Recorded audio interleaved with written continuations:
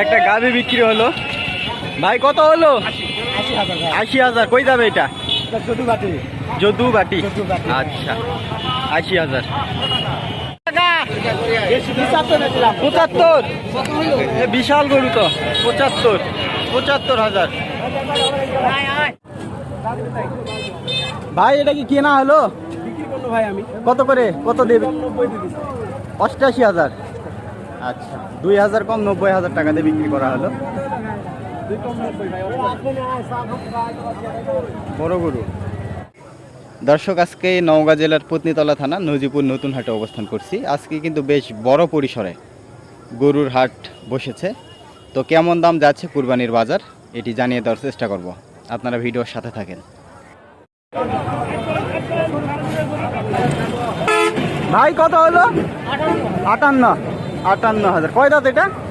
দুই দাঁত। এই যে 58,000 বিক্রি হয়ে গেল। দর্শক, এটা বিক্রি হয়ে গেল। কত করে হলো জানাবো। কত হলো এটা? 58,000। আচ্ছা আচ্ছা, বাড়ির গরু বিক্রি করলাম। বাড়ির গরু? হ্যাঁ, বাড়ির গরু। আপনি কিনলেন আঙ্কেল? আইডিয়া করছেন নাকি? আইডিয়া করছেন কতটুকু হতে পারে?